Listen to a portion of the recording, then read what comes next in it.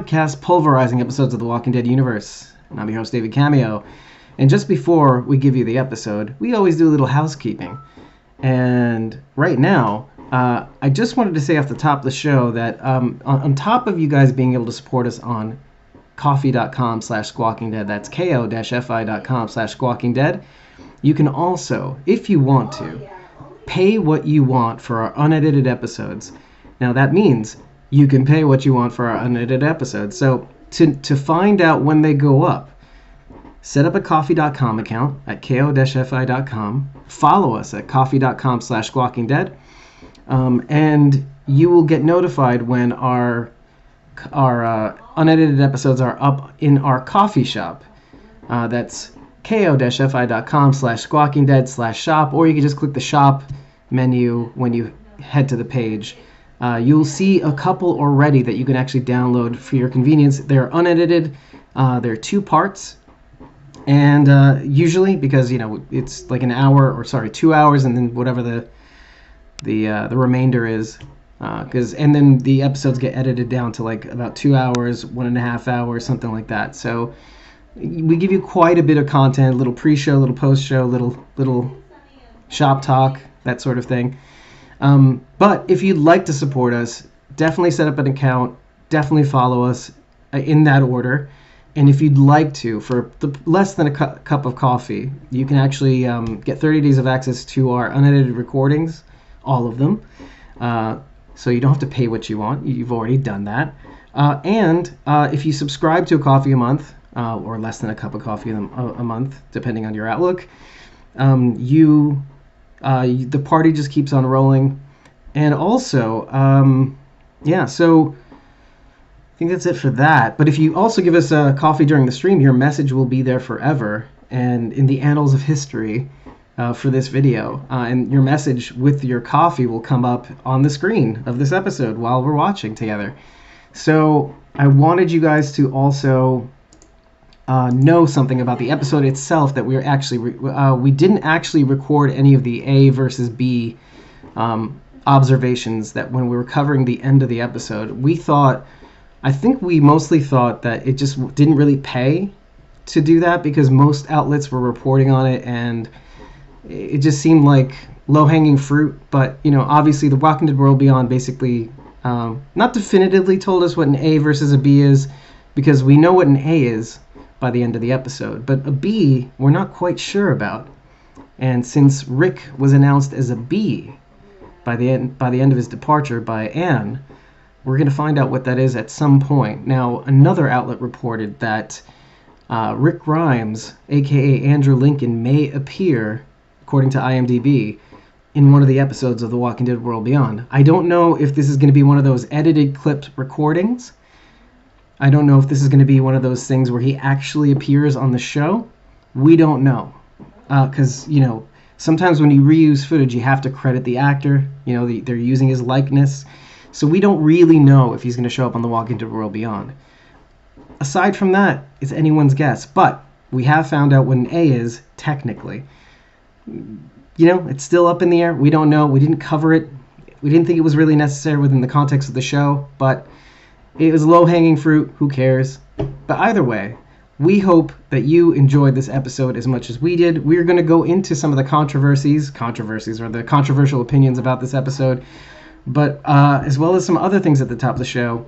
We hope you enjoyed this episode, and if you do, just remember to like, comment, subscribe, share this video if you want to. And we really do hope you enjoy our coverage of The Walking Dead World Beyond. It's really a unique and special opportunity to be able to cover a Walking Dead universe property from the start, and to be able to kind of build on our knowledge right from the beginning, and have that context moving forward into this limited release, but then have that knowledge moving into the greater universe. So enjoy this episode. Thank you for coming out to watch, and if you're watching this on replay, send us a comment. Let us know what you thought. And without further ado, enjoy The Walking Dead World Beyond's 4th episode, entitled The Wrong End of a Telescope.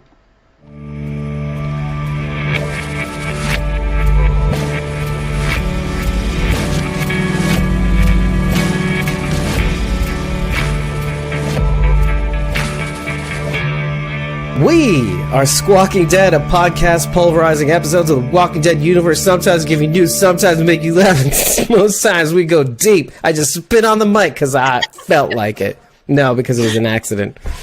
And today, I'm joined by CosmoMom09, Rachael Burt, Sharondy's in the chat. What else do you frickin' need? Oh, me, David Cameo. That's right, I'm here too.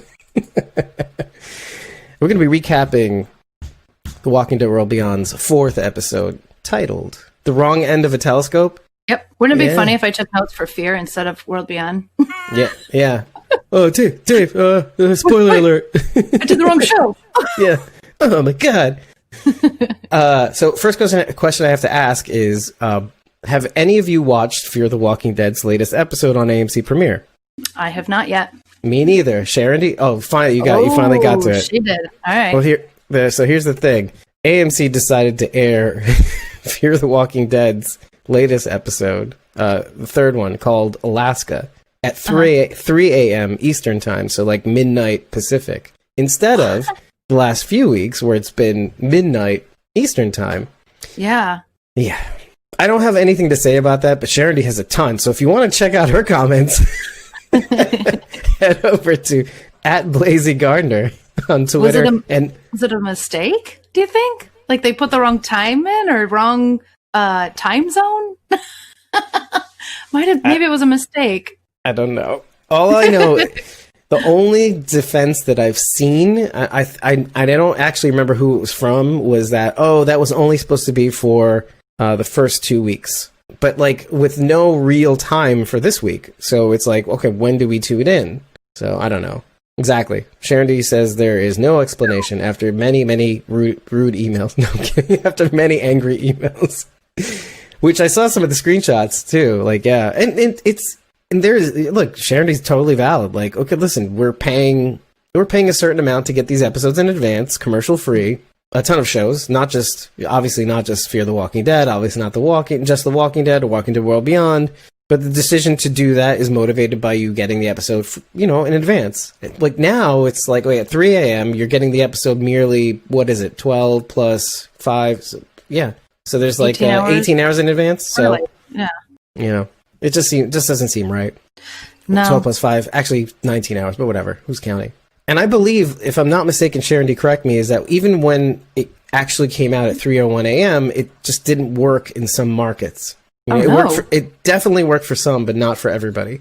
I have nothing to say about it, though. I don't really have much to say about it. If I watch Fear early, it's usually like a few hours early on Sunday. Yeah. I mean, yeah. I'll watch it during the day or something like that. Mm-hmm. Sometimes I'll be up at 3:01 a.m. And I was definitely around... Well, I wasn't kind of around last night, but I was the last few nights, and I did watch it after midnight, whether it's me passing out and waking up and going, I guess I'll watch it now. This way, when I take notes, I can just sit down and take notes next time I watch it. Might be a totally different experience to watch something like that at 3 a.m, too, right? Yeah. Like kind of creepy. It definitely is. I'll say that right out front. Because I think the last time I watched it was around like 2, 3 a.m. Yeah. Yeah. Charity asked for a phone number to speak to someone, and they replied that they don't offer phone support. With good reason. Well, there'd probably be a lot of people yelling at them. Yeah. They really do need some sort of support infrastructure. Because, I mean, in the past, I've had issues with playback on mobile devices. Oh. Do you know what I mean? So. Yeah. Okay. I mean, they should at least have like a chat support, like a 24/7 chat thing, right? Like, I'm comfortable with those. Yeah. Or I don't know. I mean, I would be fine with just email support if it was adequate.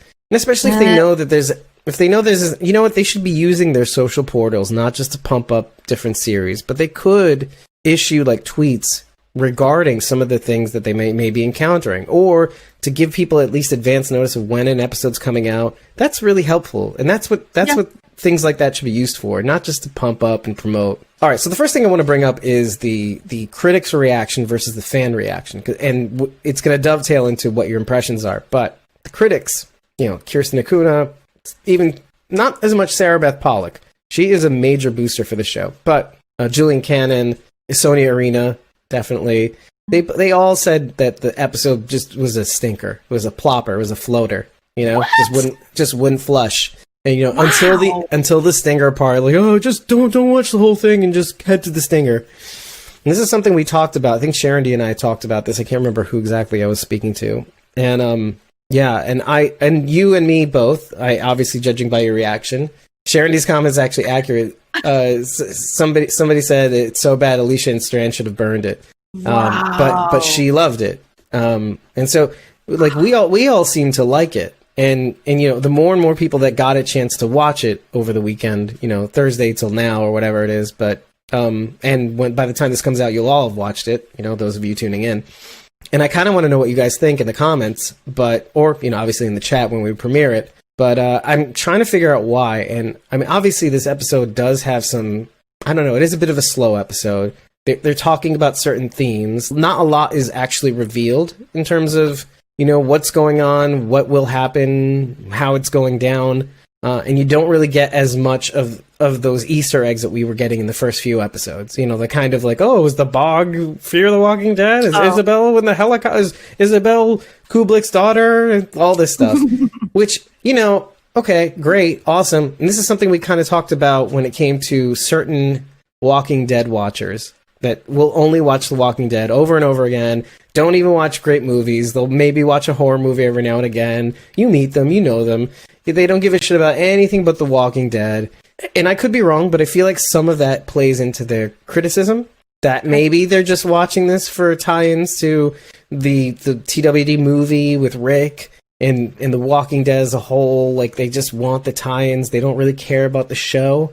I don't know. I'm not going to cast any aspersions. I can maybe see where they're coming from a little bit, just by way of saying, hey, it's not a really in-depth episode. They come across the school and, you know, they get into situations and not a lot is revealed. There's some action near the end, but I guess maybe this is something they didn't really want to sign up for, because they do kind of touch upon some of these teenage themes, you know, what it must have been like for these people in high school, and, you know, what we have now versus what we lost, all that stuff.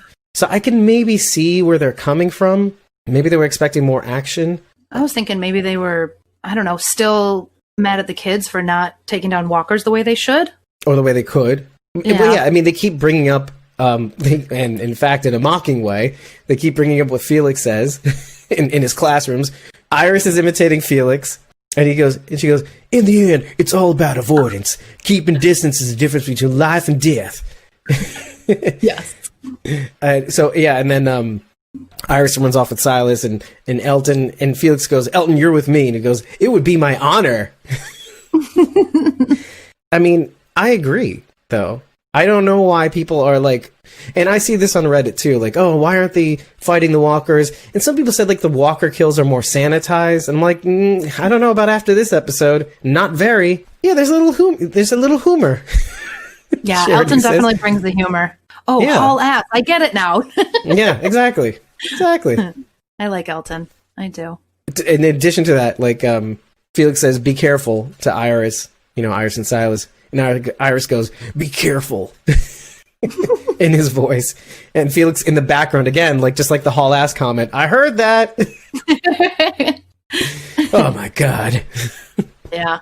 It's funny they're talking about avoidance at that moment when that seems to be what Iris is doing to Hope.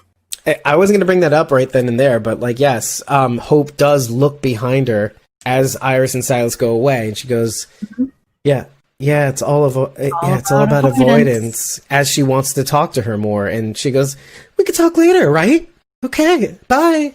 Right? I mean, in the apocalypse, later is never guaranteed. So, yeah. Tomorrow is a day that will never come. Do you somewhat agree with what they're saying, or is there a world in which you understand why they would say that, the critics? this was a terrible episode? Yeah. I mean, I don't agree with them, but I guess I could see their point. I mean, it was kind of a slower episode with some high points, but for the most part, it was kind of, here most of the time. The kids not quite knowing how to handle the walkers yet. But I mean, to me, that almost still makes sense, right? They're still trying to figure it out. And all of their lives, they were taught to avoid them. So that's right. what they're doing. I think that part makes sense. And they are starting to not avoid them. Sure. Sounds sure. like.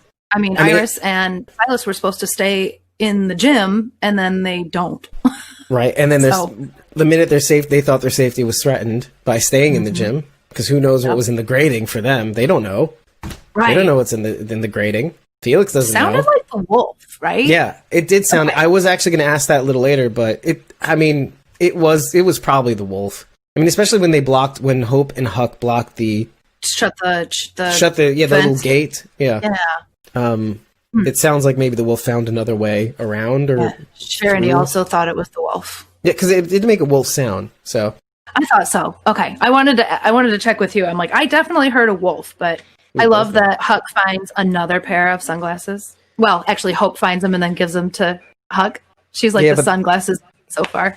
But I love that. I love the generational gap a little bit too. Like the idea of, I just feel so sorry for you in those. I'm so embarrassed for you right now. Embarrassed for you right now. So I 100% had those glasses. I never did. I definitely did. Only as a gag, I think. Like, those party favor things, that you get every once in a while, like at a bar mitzvah or something, Yeah. So. Yeah, I didn't wear them because I thought they were cool. Well, that's not true. That's they were not true. Cool. They were cool. They were cool for a little while, right? Sure. And then afterwards, they were kind of cool, ironically, because nobody thought they were cool, and so you'd wear them because they weren't cool, and for like a little while. That's about it. Yeah. I just don't understand. I don't understand what what did make them cool? They were different. Yeah, right? They were different. Yeah. Shorty seeing how they were the shit in the late 80s. I mean, they were shit in the mid 80s too. Because your parents hated them. Yeah. Mm-hmm. Maybe that's something to say about like Huck, and because your parents hated them, they're her dad. Kind of gets to talk about her dad a little bit, being an army brat. We're getting a little bit more of her story too, Mm-hmm. Moving around, we find out also that Huck has been out in the wild for a very long time, not unlike our survivors on The Walking Dead and Fear the Walking Dead. So yeah. I kind of like that. I kind of like that we got a little bit more from her. I mean, we'll undoubtedly know why she gets this mark, or else we might wind up with one of these. It wouldn't draw attention to it if we weren't going to find out about it later on, I think. Yeah, maybe. So I accept that. So, but what are your impressions of this episode? Because I'm wondering, like, first of all, like, what did you get out of this episode? At the top of my list, I enjoy how much more Silas is smiling. Mm-hmm. For me, it's not all about Silas. I feel like I said this last time too, but it kind of is. Like, we see him, getting to a little bit happier place and starting to, feel okay about accepting these people as his friends, and that they may accept him for who he is as well. But, even Huck is pointing this out, and Huck was very critical of him in the last episode, saying, you want to tell everybody what you did, or not? But basically, is that why you're out here? Is that why you're out here? Yeah, you want to run away from your problems? Yeah, I know what you did. But like in this episode, Huck is pointing out that like, hey, he's smiling, and Mikey, he likes it, right? And so, it was so sweet. I loved it. And she wasn't as critical or heavy-handed with him as before. Now, one could argue that maybe she's doing that so that she can convince one more person, along with Felix, to go back to Omaha. But I think there's a bit of, I don't know, maybe a little empathy with that situation there. I don't know. That could be. She could be, like Sharon D says, I thought she was buttering him up. Yeah, could be buttering him up to try and get him to convince the girls to go back. Yeah. And so I don't think that, but it's there. We have to acknowledge it, right? So could be. And this is going to go to my broader point. I actually liked the peek into Hope's last conversation with Leo Bennett. I liked the whole situation there. I like to see the interaction with Leo and her, just in general, just the idea of how he regards her, the funny way he shows how much he loves her, that sort of thing, how he deals with her. Maybe he gets her to stew in her own juices as kind of like her punishment in a way. The idea that she sets off a stink bomb, and then they talk about the chemical composition of that stink bomb, and not just a stink bomb, a time delayed stink bomb, a time release, stink bomb. Yeah, exactly. Talking about the chemical compounds and like not the way I would have done it, but not bad. That sort of thing. So there is like a little bit of mutual respect. It reminds me of what Iris said after Hope got busted for her distillery, right? She's like, Dad would have said, it's a good whatever. Oh, yeah. comment that Leo would have said about all her booze and everything. And then we kind of see it happening. Like she sets off the stink bomb and then his reaction to it. It's like, yeah, he probably wouldn't have been too upset about all of her booze. Yeah, no. We're impressed, probably. Yeah, he's still impressed. And like it's kind of the word of the day with him. It's like, he says specifically, because you're exceptional. And Charity also mentions Felix does a similar tactic with Hope. Just lets her stew in the cage. And he's like, "Oh, how could I forget? I was a family member. I could have signed you out." It's kind of like Negan's father, not the father. Right? Yeah. Felix. Jeez. Yeah. Call back. Anyway, that's kind of what I wanted to talk about. Is like how, in some ways, we get different things. Like we as watchers, we identify with one of these kids more or less, or on a given episode, we'll somehow glom onto one of the kids' stories, or it could be Felix, could be Huck, could be any one of these kids, and then we'll all get something different out of it. And that's something I wanted to note too, because I'm finding that as we go through these episodes, we all feel either differently about the different things that these kids do, or we'll get really emotional about some of the things that happen, but in different ways. And I kind of love how different the reaction is between person to person. Like, okay, take for example, like, what did you feel? Did you feel? Because I got a little bit emotional when it came to the Hope stuff. But how did you feel about it? Were you just more eyes open, informative? Like, yeah, just trying to take in all the information. I don't know. It didn't really. That part didn't really make me emotional. I got more emotional during the Iris and Silas scenes. Oh yeah, it's what Sharondy sings also. Like, I cried in the ballroom scene.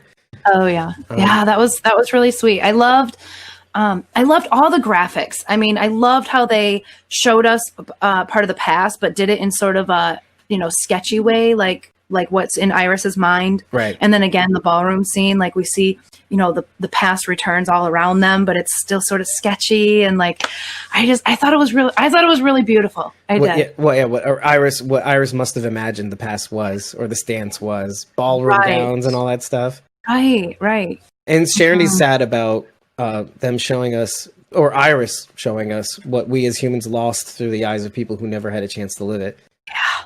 No, but they got a chance to live it. But the people, I mean, let's just drill down on it a little bit. It's not that they didn't get a chance to live it. They did. And our people, our Silas, Elton, Huck, whatever, all these people, and I don't think that, do you think there are dances? Because I wonder if there are dances back in Campus Colony. Silas alludes to that.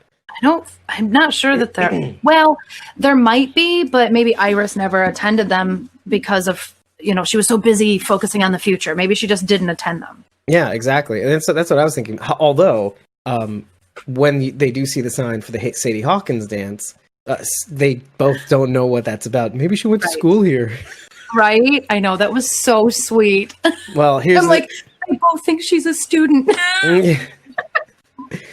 Well, here's the thing. I kind of wanted to talk about that a little bit because I had never attended one. In fact, I've never attended any dances. Any formal dances? Any formal dances. No? No. Well, the Sadie Hawkins is especially special because this is the one formal dance in high school where the girls ask the boys out. I do know that. I watched a lot of TV. I never been to one. Which I thought was perfect for this, right? Because it's all about sort of Iris sort of drawing out Silas, and sort of she's kind of taking the lead here in these scenes. And where are they at? The Sadie Hawkins dance, where the female is supposed to be doing the decision making and stuff. So I thought they could have picked any formal dance and they chose Sadie Hawkins. So I thought it was very relevant to the scene. Right. Yeah. And even when they try to dance, to do the ballroom dance, Silas does attempt to lead, and Iris is just like, no, I'll take over from here. Right. She's the one who asks him to dance to begin with, ironically, right? Mm-hmm. Yeah. And actually, Sharondy's actually giving us some of the history. Oh, I did not know that. It's technically where bachelors are chased by women who want to be married. Read the next one. And then Saint Christopher is the patron saint of bachelors. So we're taking a Fear the Walking Dead reference and bringing it back. Yeah, and you know what? The truth is that this was supposed to air right around the time the Fear the Walking Dead came out. Actually, technically, I think The Walking Dead World Beyond was supposed to air, and then right after that, Fear the Walking Dead was supposed to come out with its 8 episodes. But the fact that they're running side by side, interesting to me. Now we're getting these references directly. I know. I wondered how they were gonna space all these new shows out, but simultaneously works. Yeah, it doesn't work for us. And we make do. I do anyway. I have so much less work to do than you do, though. Yeah. So I should just shut up. Yeah, you should just shut up. Shut up, goddammit. I'm like, it's easy. It's so not. Yeah, God, I don't know what you're complaining about. But no, just so everybody else knows, it's been a pretty rough few weeks, 3 weeks, right? I think it's been since The Walking Dead finally came back. Am I right? Oh yeah, maybe 4 weeks? Well, I think maybe we're entering the 4th. Yeah, so okay. It's just recording 2 episodes a week means setting aside 2 different nights. Because to do one night recording both is a little bit brutal. We have to have all the notes, laid out ahead of time. Mm-hmm. And then comes the editing. Because even recording once a night, 2 nights out of the week, then we have to start cutting down these episodes, which means 2 nights, each per episode, because we all have day jobs. It's me. I don't. I homeschool my son. Well, I guess that's kind of a job. It is. I mean, you literally traded one for the other. But even then, do you know how to edit stuff? No. And would you sit down grinding out? No. I told Eric is the tech person. When I ordered his Blackstone griddle, I put it together. I'm the handyman in this house. You give me a project and I will put it together. I will build you something from scratch, but don't ask me to use the internet. Yeah, that's Eric's job. Yeah, I mean, just so everybody knows, like, I just why I don't really know about this stuff. I mean, other than television, is because I grew up switching schools here and there, and every year would be a different school until like around junior high, and then high school. Started to stabilize out. I moved back to New York. I was born in New York. Yeah, by then I was going to like Jewish schools, and we didn't really have dances. Although, funny enough, looking back at our old yearbooks, at early years, like in the 50s, 60s, 70s, etc., like a lot of the kids did have dances. And just at some point the school got just a little bit more religious, and so they stopped doing that. So just my luck, let's say, 20 years later when they stopped doing that. Right. Yeah, we just didn't do it. The only thing that I ever attended was my high school prom, which we had to throw ourselves, as seniors. Yeah. Senior prom. That was it. And we didn't have homecoming. We didn't have any of that stuff. No, I've never been. I don't even know what homecoming is, to be honest. Do you know what I mean? Like, I really don't know. I look at movies and I'm like, is it like the beginning of the year and then all the alumni come back? Or I don't know. I mean, I've been to homecoming, but if somebody asked me to like define it, I couldn't either. I just know it's homecoming. It's like, I don't know, is it like where you celebrate town? your school, where you like celebrate your school, and like, I don't know, there's like a court, there's homecoming queen and king, and it's like the first formal dance of the year of the school year. Okay. So I don't know why I use quotes. How do they determine? And is homecoming king and queen? Are they like? Do they have the student body votes on it? Can it be somebody that has graduated already, or is it somebody that has to be in the school? Okay, you have to attend the school. But how do you do that so close to the school year? You just fuck it, Well, school usually starts in September, and then homecoming is usually the end of October. Right. So you've got almost 2 months of school in before you start nominating people for these positions. I see. And Shanity's talking about like how Sadie Hawkins dances are traditionally on November 13th. So, does that take the fall? Oh, well, yeah, maybe. Maybe that's when it all went down. Yeah. That's a great idea of how, like, and, one can argue that could be the fall, but kind of like the pandemic, it didn't really hit all the states. Our current pandemic, I mean, it didn't really hit it didn't even hit like, let's say, by the way, Walker Wynn, it didn't hit her target until where she works in Missouri until now. So like, really?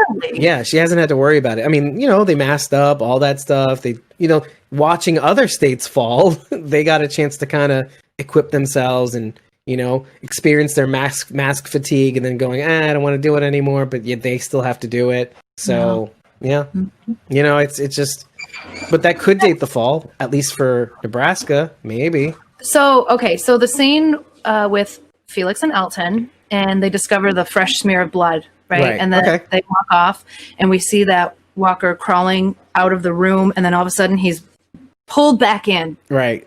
What did you think? Like, what could that possibly... This was before we knew what it was. Right. But in that moment, like, what were you thinking?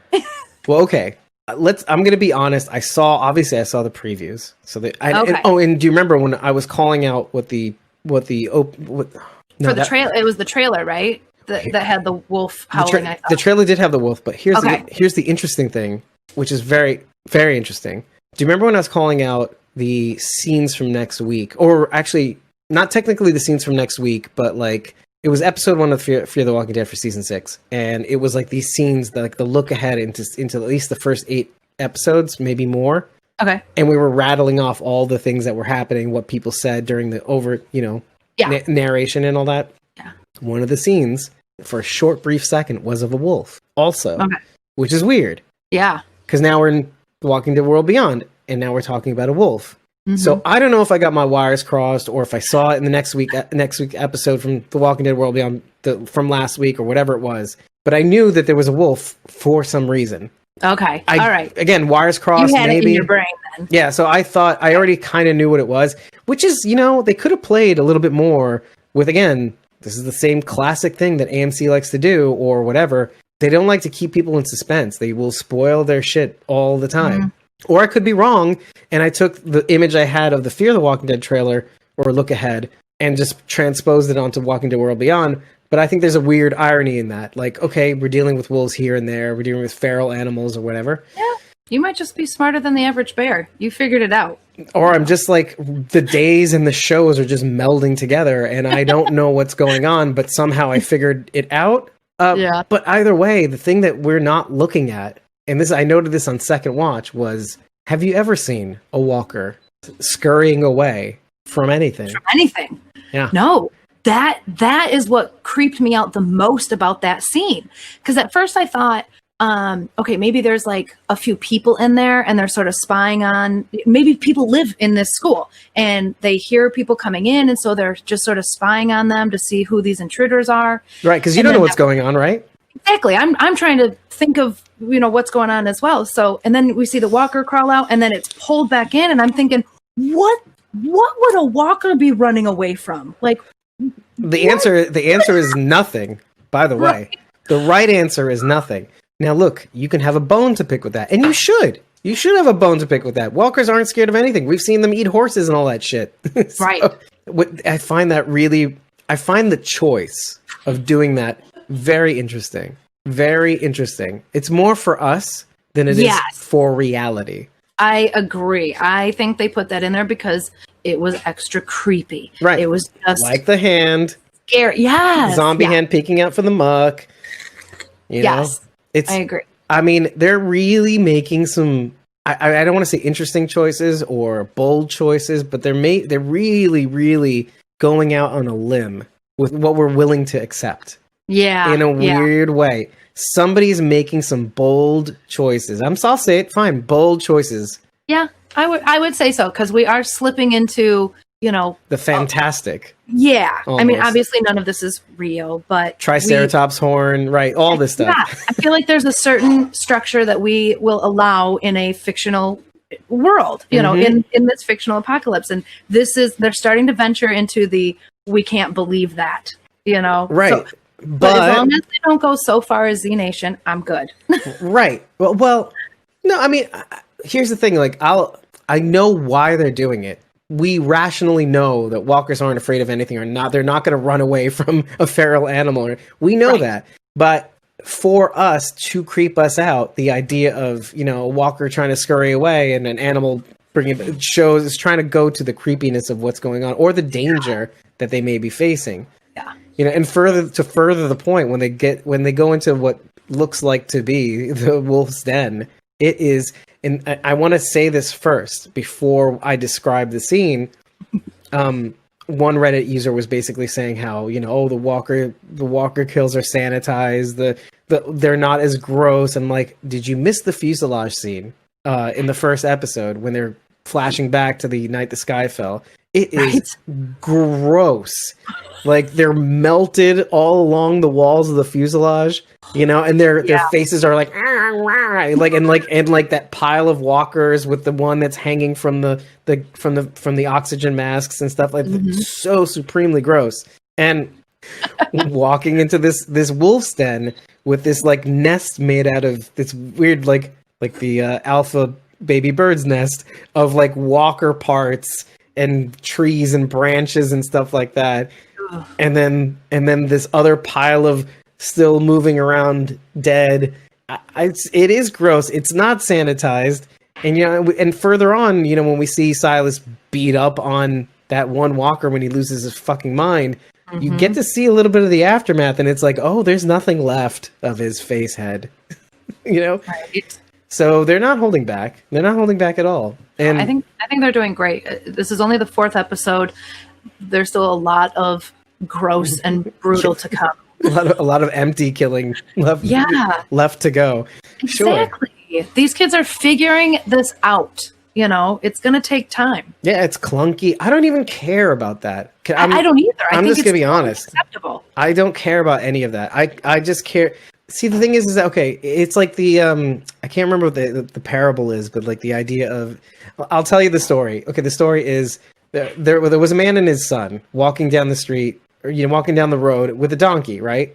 And the father puts the son on the donkey because, it's a long walk. They got to go from this one town to another town.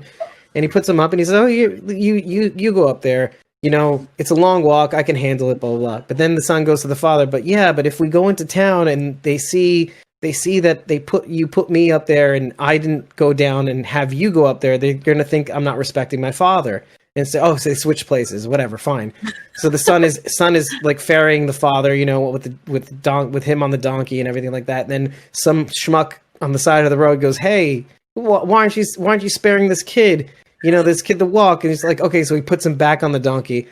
And then they get to the town, they walk into town, the son is on the donkey, and then just right before the town, there's another guy that says, that poor donkey, you've been ferrying him down this whole way on and he must be tired. He has all this stuff and you're on it and whatever. So at the end of the day, they walk into town and the father's carrying the donkey into town while the son is just keeping the donkey on his back. The fucking part of this parable is that, like, if they would have had these kids mowing down walkers right from the start, that would be the other criticism. I don't believe these people who've never killed walkers before are going to be able to do it. And so, like, what do you want? What do you fucking want? To complain. That's the correct answer. Go fuck yourselves. People are not happy unless they can complain. It could be perfect from beginning to end, and they will find something to bitch about. Honestly, find another show. Thank you. Sharon agrees with me. They want to complain. I mean, I don't often say find another show, but it's just like, if you want, Walking Dead, empty killing ninjas right out of the gate, just watch the Felix and Huck show. It's this new. Felix is doing that for us. It's a new spin-off, of the Walking Dead world. That's a whole second season. All the kids die, and Felix and Huck go on to their own show, their own mini series. Maybe. Exactly. There you go. And we need a Tom and Huck. We just forget it. My middle name is Tom. There you go. This is us saying, okay, this is hokey, but it sets a mood. You can pick a bone with the walker running away from the wolf, but I accept it because it sets the mood of like how dangerous in a situation they're in. Although on the back end, there is part of me that's imagining what it would be like for a walker to kind of go after the wolf. Like in like the real situation, like the walker would be like, and then the wolf keeps going, and it keeps coming at it, and until there's nothing left of the walker. Right. I can see wolf holding its own.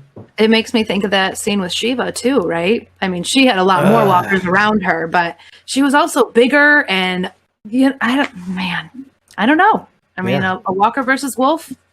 That's like that age old question of would you take a chance fighting one 50-year-old man or like 50 children or something like that? That's 51-year-olds or one 50-year-old or something like that. Would you fight with? It's kind of like that question. Yes. Like so, Yeah. and so the answer is no. I'd rather fight one big walker than 50, slow moving walkers. The high school is a made up high school, by the way. It is a real name Of a high school or of something else? of a last name. Like it's spelled Hvass, Havas. I don't even know if it's pronounced that way. Look, I'm a different culture, so. What is it? HVASS, Havas High School. Oh, okay. Or Havas. I didn't see that anywhere. Where did you see the name of the school? I paused it at just the right moment. Was it on the front of the building or down one of the halls? Yeah, no, it was in the front of the building with a placard. Oh, okay. Like a weird, and estimated 1951. And I was actually trying to tie in the year also to anything significant, but no, I couldn't. The closest thing I could find is like the real Night of the Living Dead, this book written by a random dude in 2009 that takes place in 1951. And it's all about a survivor's account, quote unquote. It's a book of fiction of someone who experiences a real Night of the Living Dead in a hospital in the sanitarium ward. And I don't know. It apparently got terrible reviews because it's one of those self-publishing books, Yeah.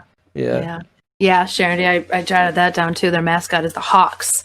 You see it plastered on the wall in the gym. I did not. Yep, I did see that. What do you think that means, though? Because it is a made-up school, so the mascot is made up as well.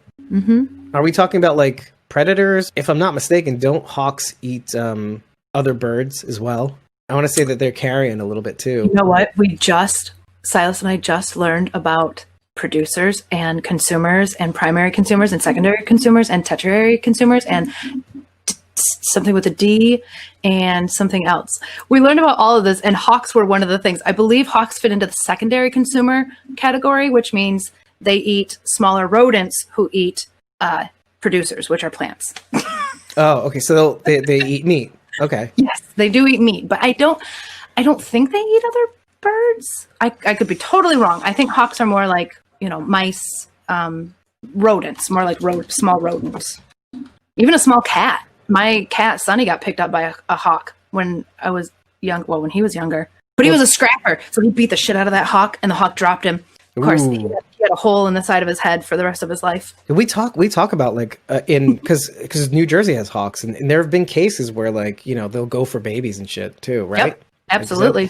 So but like when I say carrion are like specifically they eat their own species or like their own species, not necessarily their own phenotype or whatever, but when a species is carrion, they do eat their own. So carrion is an important food source for large carnivores and omnivores in most ecosystems. Example of carrion eaters or scavengers include vultures, condors, hawks, eagles, hyenas, Virginia's possum, Tasmanian devils, etc. So hawks are carrion. Oh, there you go. Interesting, huh? Mm-hmm. So I like they'll that. Eat anything, just like a walker. So we'll end up eating our own when we turn.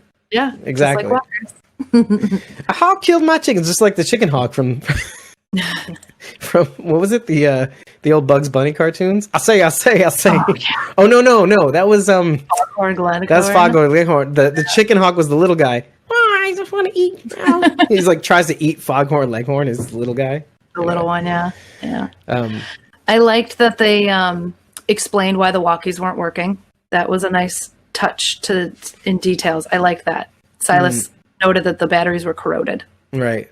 And that's why it wasn't working. Because when Felix wasn't getting Silas or Iris, I'm like, oh man, somebody's there. Someone's like jamming their signal and they're not going to and like, I'm like, yeah, totally going crazy. Again, this is still before we saw the wolf. Oh. So I was convinced it was people in there watching them. That is interesting. I see. The thing is, I didn't pick up on any of that, but I'm glad that you did. Like, I mean, this again goes to show like what we focus on, what we react to. I feel like there's something going on here, like where people are taking away or experiencing this show differently for different people. They react to different things. They get emotional about other things than other people. I kind of like that. I kind of like that you can walk away from an episode with a different reaction, with a different impression, with a different, like, an immediate watch experience too. Now I'm finding out because I wasn't thinking that.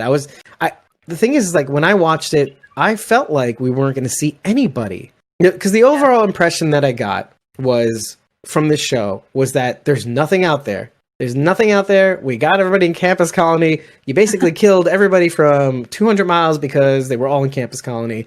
9,671 souls. We had to have gotten all of them. This is my impression. Again, this is my thought process, right? And when they go out there, nothing, right? In fact, there's so much nothing that there may be a lot of some things that were left behind as people were migrating to Campus Colony after all these years. I don't know how many kids were born. Maybe not. Who knows? So this is walking into this episode, just like all the previous episodes, I'm thinking, okay, they're not going to encounter people. And I was wondering to myself, when at some point were they going to encounter people, other people? I'm like, is that going to happen? I wonder. And if it does, who and what kind of people? Because that is going to be the big tell. Like, it's one thing if they encounter walkers, which I completely expect. But as we all know in the Walking Dead universe, the Walking Dead are more the people than they are walkers, empties, rotters, whatever they're going to be called. So this is the real adversary, essentially, or has been classically the adversary. How shitty it is out here. People suck. People suck, Hope says. That's right. She's got it right. And Sharon says, okay, two things. I thought it was people too, but I didn't think they were jamming the walkies. But so she had this impression that people were there as well. I don't know why I didn't. I really don't know why I didn't. Well, you had the wolf in your head, though. I think having that information back here blocks out the idea of other people. Well, especially if a wolf's in there. I don't think many people would survive. I mean, if the wolf survives, then the people don't, and if the people survive, the wolf doesn't. So, But she said she noticed something about the title, "The Wrong End of a Telescope." Looking through the wrong end of a telescope, Sharon says, is a metaphor for doing something to solve a problem, but doing it in a way that makes the problem worse. Which is what everyone did by the end of the episode. Okay.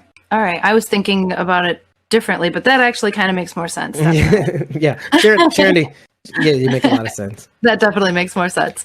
I always think, okay, the idea of looking through a telescope is to kind of look at something that is far away, but when you look at the wrong end, you basically objects are closer than they appear, sort of thing. So that's what I was thinking, and I was thinking like, me too. And essentially makes things smaller, or like maybe people are minimizing their problems, or maybe people are minimizing how they feel, or maybe people are minimizing, which could lead to what Sharon says, because you're not looking at the thing in front of you, or not seeing that it's there. You could be making it worse. Things like Hope honestly and earnestly reaching out to Iris saying, can we talk a little bit more? We haven't since we left, and then Iris going, no, goodbye, that sort of thing.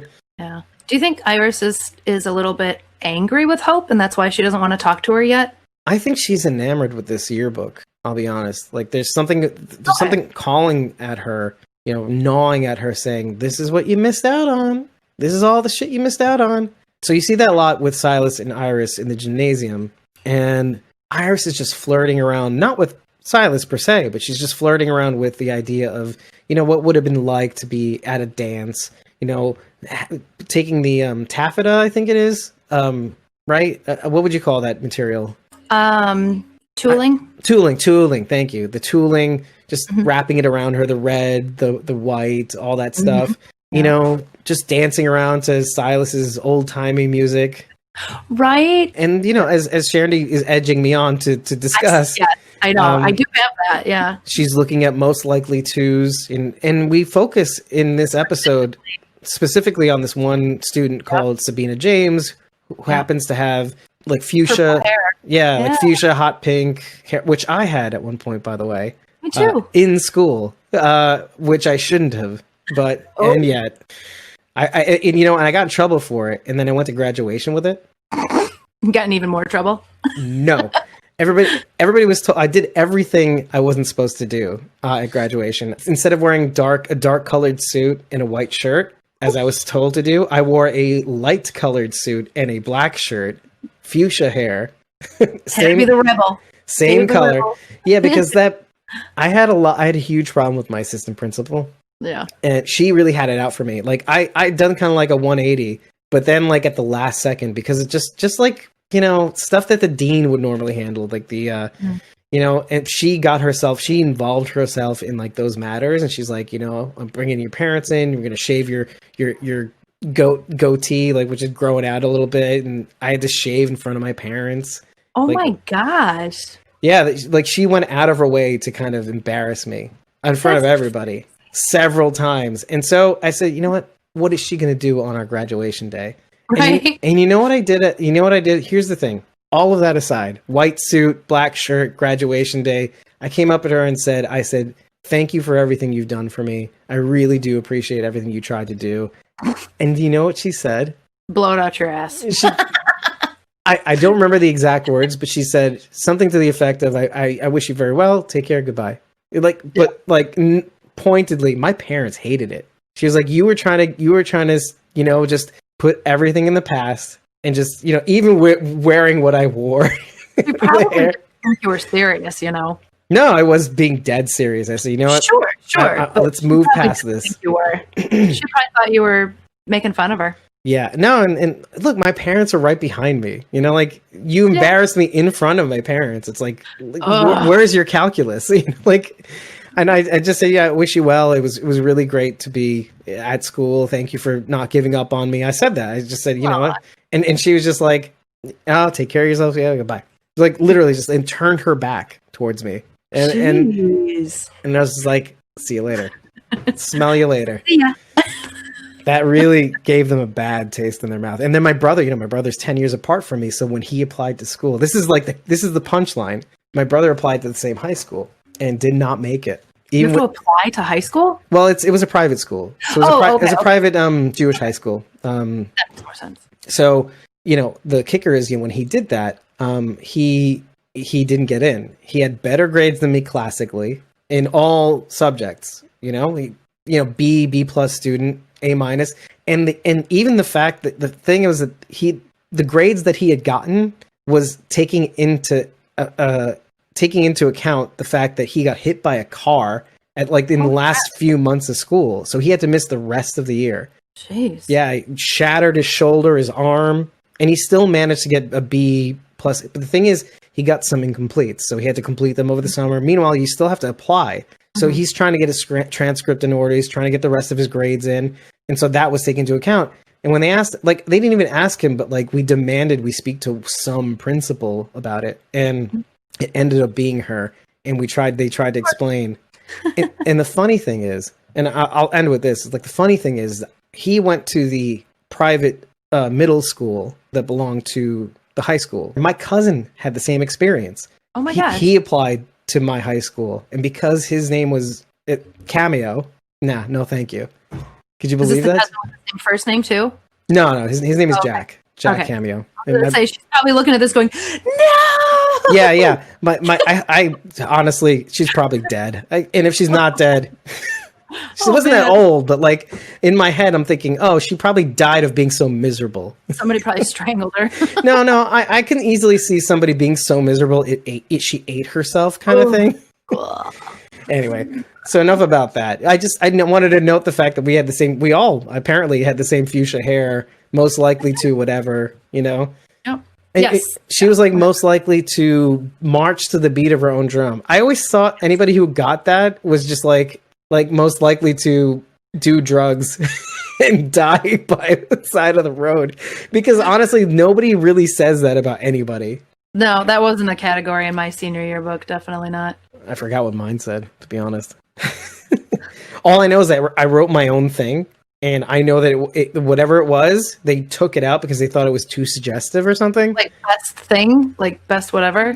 Well, more how, I don't know if you guys got this, but we had senior quotes. What we thought was appropriate for us. Whatever I put there, they didn't like, and they didn't even tell me. They just replaced it. Oh my gosh. We didn't have quotes. We did, we had what was called a senior will. Okay. And so all the seniors would leave symbolic things to the underclassmen. God, that's awesome. Yeah, it was pretty cool. And some of them were hilarious. And almost all of them had to do with some party that was thrown over the year or the sports, the athletes would leave their jock strap to the next, underclassmen or, it was mostly funny. It's not a will without a jock strap. Yeah, that's exactly. Just the truth. Yeah. And then we had the best of categories and stuff too, or I don't think I can't remember a most likely to. We didn't have that either.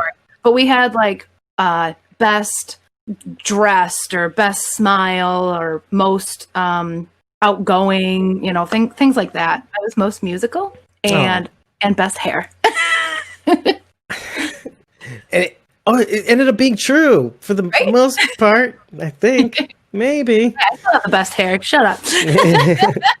You would. In Hope's second flashback, the one where her and Leo are having their last fight. Yeah. Leo confirms that Felix does know about the messages cabinet. Yeah. We weren't sure, or I wasn't anyway, if Felix knew. Yeah, I wasn't either. And it's kind of surprising that like they didn't really front load it, or maybe he never really got to see it. Maybe that's entirely possible. Yeah, maybe he knew about it in theory, but never saw where the messages were coming through. Yeah, not to run defense or anything, but I did think that was a little weird, but not weird enough to kind of like concern myself about. Weird that Felix knew about it, or weird that Leo would bring it up? Well, weird both, let's just say. Definitely not weird that Leo Bennett considers Felix family. Mm-hmm. That's definitely not weird at all. And then with Felix kind of continuing the legacy, holding hope in the holding cell for booze.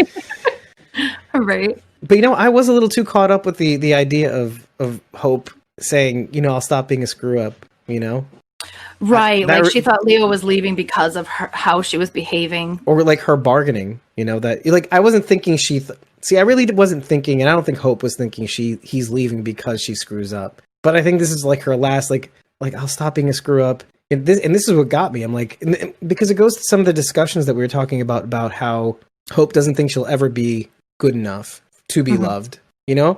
And it's not his fault. It's she is stuck on what she did. And further to that point, I feel like Leo Bennett was like on the verge of telling her, and maybe you got this, maybe you didn't, I don't know, that he was on the verge of telling her, I saw what happened that night, or that I was the one to shoot her, or something like to that effect. Like, it wasn't you. You completely missed, you child.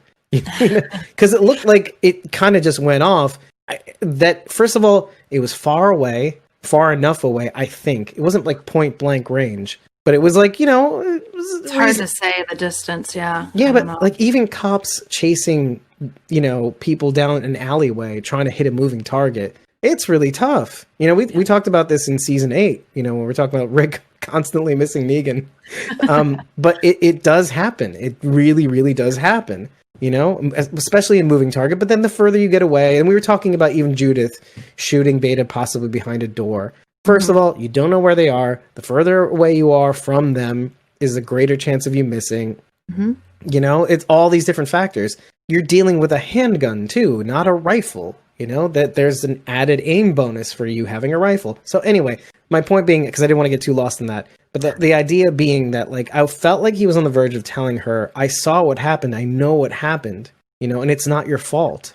I definitely got the impression that Leo knew what Hope was going through. I don't know how. I certainly didn't think that he had shot the pregnant woman. Right. I was just I didn't throwing have that out there. Thought.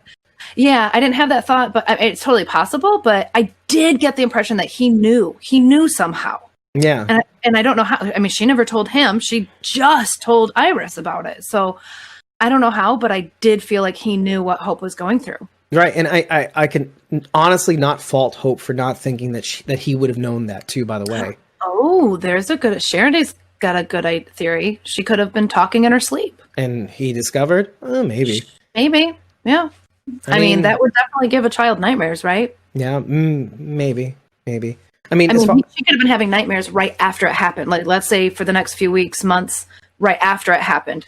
Right. I mean, look, we don't have any way of us knowing that, but let's try to take whatever other information we know and try to apply it to the situation, because we do know that Iris has had trouble sleeping. She's expressed that. I think she's talked in her sleep too. And considering what we find out about Hope and Iris in this episode, this is something that actually Sharon mentioned last week, whatever. The few days beforehand that we recorded this, is that Alexa Mansour actually spoiled the fact that they were adopted. She didn't say it, when we were recording. Right. But this was the fact that she spoiled, and it was revealed in this episode that they both were adopted. We were just all like thinking, oh, maybe Iris, maybe Hope was the adopted one, etc., and Iris was the natural born child. No, they were both adopted. And what's crazy is that when they were adopted, they were born on the same day, and they were in the same crib growing up. Not taking care of each other or anything, but like Leo Bennett says, basically, you guys were inseparable. I can see the idea of, if you took one away, the other would cry, or, and if you, wherever you grew up in whatever orphanage or whatever it was going to be, they obviously got them when they were babies. There was an idea of them protecting each other, Yeah, I did like that, finding out that both girls were adopted. I thought that was a really cool touch. Yeah, really cool touch, which lends more to the idea of them being, twins. Yeah. Or like two halves of a whole, that sort of thing. Well, before we found that out, I was thinking that maybe Iris still was more angry with Hope than she was letting on for, killing her mom. You know what I mean? Right. Yeah. But obviously that's not the case. Like, do we know her name? What was their mom's name? I don't remember. But yeah, now we find out that... it was Sharon D. Bennett. No. What a weird name. Now we find out both girls were adopted, and so basically even playing fields, I feel like. Yeah. Well, yeah. Sharon D's killing herself with the Carrie Bennett was her name. Yeah. Yes, that's right. We did see her name. Yeah. To give Iris a lot of credit, I'm not seeing much of the resentment. I had my suspicions in the beginning of the episode when she kind of goes bye to like her and fucks off with Silas and does whatever she does. But I'm more inclined to think that I think she really does get it. I think she is now focusing on more, rather than focusing on the drama of the moment or the drama of the past, she is focusing more on the future or her present, meaning like, look at all the shit that I missed. But here's the thing, like moving past that, now, because I don't see the resentment and I don't think we will.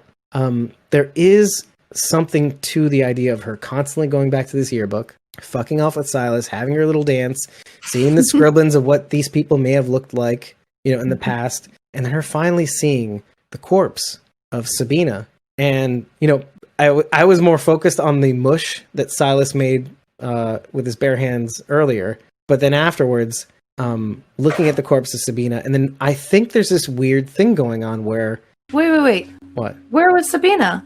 You totally missed her. She sees the corpse of Sabina with the fuchsia hair laying on the floor in the same room where Silas beat on that walker. Really? Yeah. Now, to me, it looked like all those walkers were like locked in lockers, but then they were somehow getting through them. Yeah. Was she in one of those? Well, I don't know, but she ends up on the floor. Maybe Felix takes them all out, then sees if there's any left. I don't know. Okay. But by the end of it, when they're about to leave, because if you remember, they went in, it was dark, it was raining, it may have been night, and like Sharon D says, her blood is fresh, so it may have been one of the ones that Felix took out in the process. Remember, Silas had to light a flare, it was so dark. And so, so we find out, we see that in the aftermath, she has Silas move on, Silas is feeling regretful about what happened, we'll get into that later, but he moves out, and she's about to leave, she's the last one out, and she sees the corpse of Sabina Bennett. And so, Sabina Bennett, Sabina James. Yeah. And I feel like maybe, so first of all, like, I thought maybe, most likely to march to the beat of her own drum. The idea of, like, what these people must have been like. I bet, and there's this thing going on where she's probably wrestling with the idea of, and we all feel this at one point, like, and I feel this constantly, time that's taken away from you. Do you know what I mean? Like, I spent so much time, let's say, not me, but like I'm putting myself in her headspace. And maybe I'm projecting, but I spent so much time planning for the future, trying to be something resembling my dad, or fighting for the cure, saving everybody else and not really doing anything for myself, that, I wasted it. And now she's confronted with the reality of the situation. And that's, I can't, now I can't think about the present. Now I can't, I have to worry about survival. That has to come first now. And I feel like some of that is going to it's going to butt heads now because, even the fact that she fucked off and didn't have a conversation with Hope is kind of like dangerous because, like you said it yourself. Yeah. There might not be a later, and you might have to live with regret. I wonder if Iris is going to make that big mistake that makes it so that she cannot, no, it's my time now. And then somebody either dies and she chose to live in her moment now rather than survival, or somebody else's survival, and somebody dies or gets hurt as a result, or whatever it is. I'm worried about that because I see a little bit of that coming around where like she's lost so much time, she's trying to get it back. I'm even just speaking for myself, is like sometimes, look, we'll have these long recording sessions. I fuck off into the other room. I'm using that word a lot lately. I know that. I'm done. I'm like, I just want to get something, like I want to get some time back. I want a cool down period. But sometimes when we're done recording, it's like midnight, or sometimes it's like 1 a.m. And, I need to go to sleep for work. And yet I'll still say, fuck that. I want my time back. Like I worked until 7 o'clock, and then we ran right into recording at 8. And then I'm done by 10, 11 o'clock. I want like a couple of hours of cool down time. No, not allowed. Fuck that. I take it back. And it does cause me harm. I could go to sleep. I could wake up at a decent time. And I forcibly do. But here we are. I don't know if you guys experience that at all. I don't know.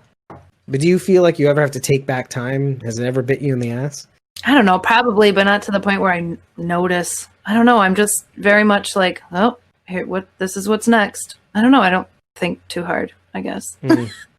That's always been my problem, though. Thinking too much? No, more like when something or somebody takes away something that was supposed to be mine. I'll tell you. I'll give you a perfect scenario. I guess I know a perfect example is when I'm trying to troubleshoot anything. The 6 hours I wasted the other day with Apple support. Oh man, that's time I'll never get back. That irritates me. Yeah. And do you feel like you have to replace that somehow? I can't. Or you can't displace replace it? Time lost. You can't. It's not possible. You can certainly try to do something, and it can certainly bite you in the ass, though. That's the thing. Once you've used your time, it's up. You can't go back and get that time back again. Yeah. I mean, that's just me. I'm delusional. It's just a reality. See, and I'm moving forward. Like, there's only one direction. I do get stuck. No, I will get stuck. I can give my perfect scenario is like, when Sharon is saying, AMC, give me my 3 hours back. Did you take it out but see, here's the thing. Did you take it out somewhere else? Or like you said, Sharon, okay, maybe one example of that is you couldn't sleep. There was like something inside you that said, I should be watching this episode. But like you couldn't sleep as a result. So that's you taking some of that time back. Do you know what I mean? Like a weird, irrational form of taking it back. Like Mikey, Mouth. I'm taking him back. I'm taking them all back in the Goonies. Right. Yeah. Yeah. So for me, I love sleep too much to sacrifice anything though. I was the guy who would I wasn't an insomniac. I was just, I'm too young to waste time sleeping. That was me in my 20s for the most part. Love sleep. And Sandy was too mad to sleep. And see, for me, it's like I remember this perfect scenario, like of how I got stuck on something was me trying to go out with this girl who's definitely way younger than me, but not younger than the woman I married. So my first encounter with somebody I dated that was younger than I thought was young, and like she had secretly been dating this other guy behind her parents' back. And they were setting me up. My parents were setting me up with her. And lo and behold, I actually liked her.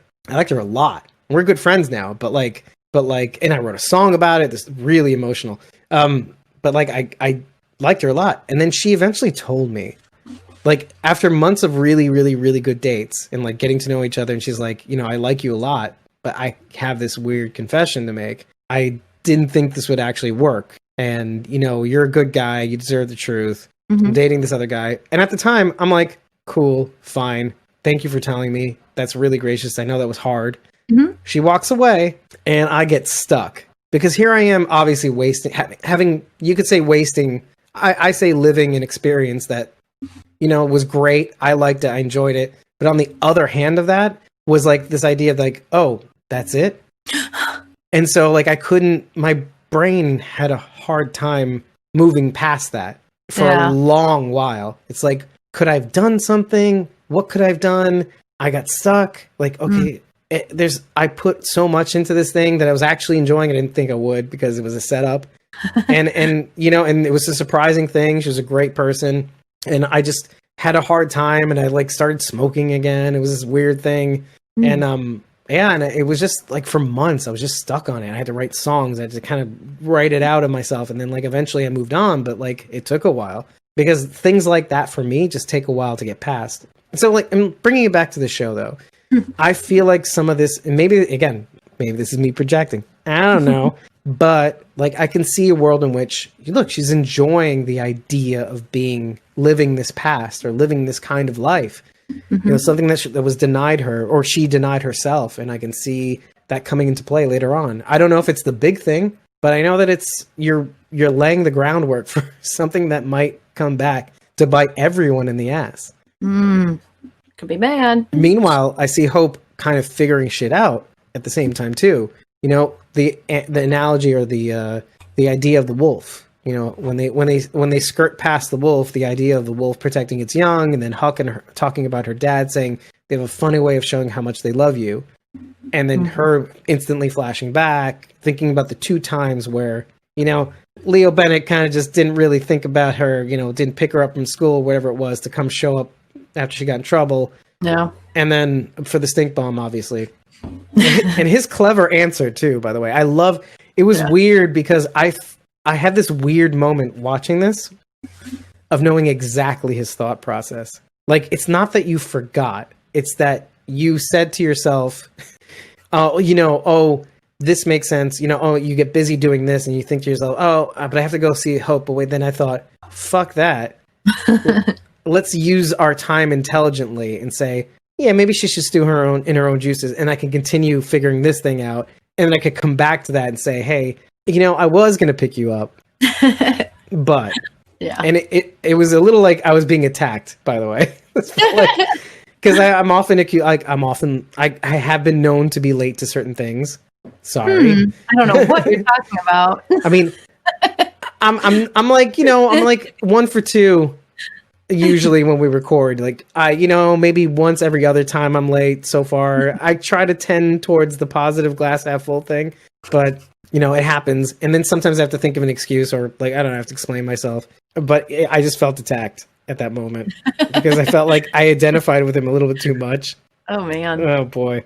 And so, but then the whole idea of like him, like really confronting her and saying, I get it. Like, I know what you think of me. I think you're extraordinary or exceptional, right? Exceptional. You know, you're not any more or less exceptional than your sister. Right. You are who you are, and I love you unconditionally. And these are things that, like, okay, if the first scene wasn't enough, coming back to the second scene where he's leaving and her saying, and this is what broke me, is like her saying, bargaining, saying, I promise I'll be good. You know, like, it's like her trying to get him to stay, you know, like, and I wrote down in really, really big letters, like, you know, Hope acts out to get her dad's attention, whether it's negative or not. You know, in her own way, she's trying to get her dad's love. And I really like that. I really like that a lot. Which is kind of funny if you think about it, right? Because she already has it. Yeah. Yeah, she just doesn't register. And like here, Huck and her are saying like, yeah, dad's a funny way of showing it. Well, hey, here's a mirror. Enjoy. Yep. Daughters do too. Or at least those daughters. Right. Yeah, exactly. That's how you show. Yep. Yeah. Well, let's talk about relationships between fathers and sons, because I'm going to go back to this one thing, but Silas, let's really drill down on this, because Silas has his first walker kill. Yeah, I know. I put it in. I'm like, Silas's first kill. Oh, and it was something, like, you know, he'd even been talking to Iris in the auditorium or the gymnasium. Didn't he say something about that you've heard what they've said before? Yeah, because that's when they have the conversation about stupid people. Right, right. Like, well, everybody's talking, and she's like, yeah, stupid people. Yeah. Everybody's stupid. That is such a teenager thing to say, though, isn't it? Oh, yeah. But isn't it a little funny how adults do that, too? It kind of it carries on to adulthood for some people. Well, okay, as a teenager, you think everyone's stupid, and then as an adult, you realize it's true. But I don't know. I've gone in years, and I don't know. I feel like now that I'm 40, I'm like, to explain this quote better. Huck says something very wise to answer your question about stupid people. Mm-hmm. And this is about the wolf. She goes, it's easy to think you're reading a situation the right way. Sometimes, though, there's a whole other thing going on that you had no idea about. Mm-hmm. And this is how I kind of usually read into a situation. So we can see this for anybody. We can see this for Silas. We can see this for Hope, obviously. Iris. Felix. Huck. Mm-hmm. Like, you look at Huck right now and all your opinions about her and her accent, which I don't know if it vanished or not. I don't know. But, like, you look at her and you're like, oh my God, this is fucking dumbass. And then, like... And then you look at Elton. Elton outwardly seems like a nice guy, pretty intelligent, doesn't know much about being a kid, but you don't know what's going on under the surface. You don't. You have no idea. That's true for everyone. I mean, all over the world. But it's a really good life lesson. Like, you don't know why people react the way they do. You don't know why the guy's cutting you off in traffic, or you don't know why, a certain person is picking out coupons in the grocery line because they can't, maybe they can't afford the shit they're trying to buy. There's things like that, or people decide to snap back at you. Meanwhile, you find out all their families like in quarantine or something, and that's how they're coping. So I kind of like that. I picked that out, and I was like, oh, this can be applied everywhere. Like the allegory is everywhere. Oh, Sabina James. We assume Iris assumes certain things about this person, puts herself in this fantasy world that she builds about this one person. Oh, I bet she survived. She looks like a survivor. And then she finds out she's dead. Yeah. Yeah. And maybe part of that rocks her world. Maybe part of the idea of you don't know what's going on underneath the surface. You don't know what their story is behind. You're putting things on them, but they're not alive anymore. Right. Or dads, you don't know what they're thinking and how much they love you, or you're not connecting with even the words that they're telling you outright, Mm-hmm. You're looking at the wrong end of a telescope. That's right. This whole idea. So, but let's go back to Silas, because there's something going on here when he actually starts to see the walkers pile up. Iris is banging on the door, the other side of the fallout shelter. There seems to be two entrances, it looks like. Mm-hmm. And they're on the other side of where you are now. And and it's locked. There's a chain locking the door that Huck and Hope are trying to get from the other side. Felix comes in even. They're trying to unlock this door. Meanwhile, something has to be done. Silas is losing his fucking mind. He's going, they're coming. They're always coming. Mm-hmm. And let's go through the things that happen in his head in that microsecond, because I wrote it all down. I wrote down the one thing I saw that I felt was most important. Okay. I saw a lot of things, but I only wrote down what I felt was most important. Okay, when you get to it, just hit me. I feel like a lot of what we saw in his flashes, we've already seen, except for one. One thing, right? Yeah. But like Silas is seeing, he says they're always coming. The empties bust out of the lockers. Silas has major flashbacks. Felix, he hears Felix. You get a fresh start. He's looking at his own hands caked in blood. Random girl. Even his own mom testified against him. That was new. Oh, I did write that down too. Yeah. And then he's back at the back of the ambulance, and like the little flashes of people walking past. Man says, I still can't believe they let him in here, beating on someone. Okay, woman, dude should be in jail for what he did. He's being choked by his father. We don't really. That was the part that I saw. The only thing we see from this person is like a little sliver of their shoulder. And I can't confirm or deny if it's the same shirt that we see of the person he's pounding on. But right. He is definitely being choked. So the person has dark hair. Yeah. I saw that. Yeah. So it's definitely not his uncle. No, I'm going to assume it's not his uncle.